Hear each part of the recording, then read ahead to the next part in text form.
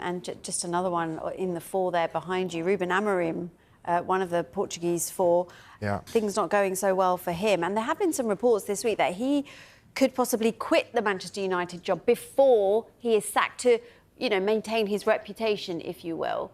Do you think that's a realistic scenario?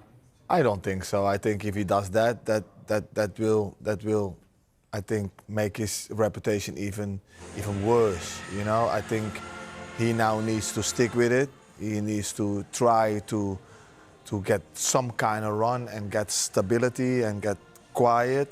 And the only thing that he can do is win matches. That will keep people quiet for now. How he's going to do that, don't ask me. At the moment, it doesn't look that they can buy a win. They look always that they can get a goal against. How much of this comes down to him versus the players? Well, he gives the instructions, and end of the day, it's his job, isn't it? So obviously the players have to go out there and do it. But they getting the platform, and then from the platform they have to put their own imagination to it in that constructive kind of way, in that disciplined kind of way.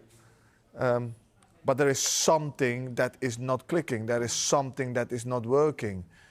And you can say, yeah, the last game, if Fernandes scores the penalty, the game can go in a different direction.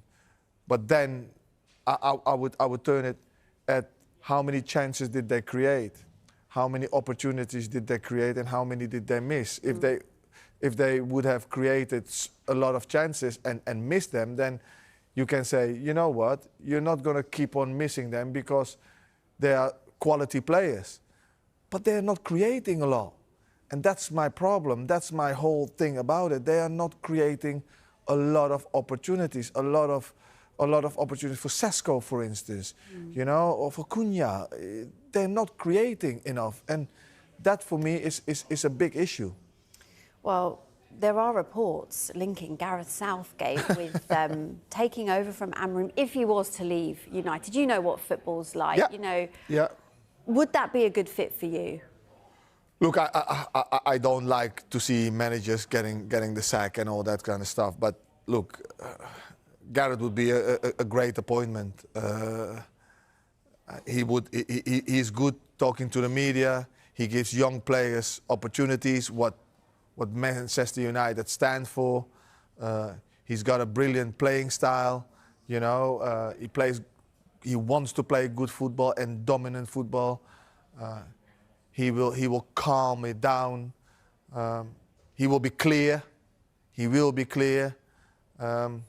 So in that aspect, he would be a brilliant appointment. You know, you know him really well. get the opportunity. I don't know. You know him well. What is he like? As I said,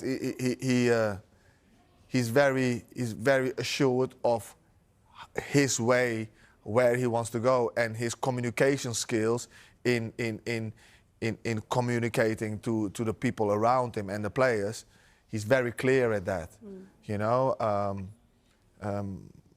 And yeah, he gives young players opportunities. He's not afraid to give young players opportunities, and that's what Man United stands for. So in that aspect, he would be a brilliant appointment.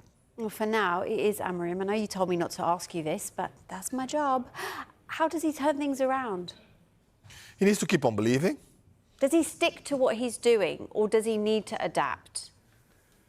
I think every good manager knows how to adapt and when to adapt, and is not afraid to make changes, and has to be flexible. You know, we all have a belief in how we want to play, but you have to have the players to be able to play it. And if you don't have the players, you need to adjust yourself.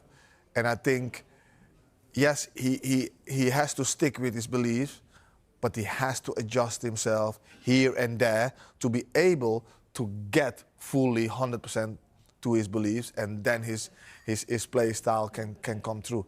That's how I see it. Okay. He might see it differently.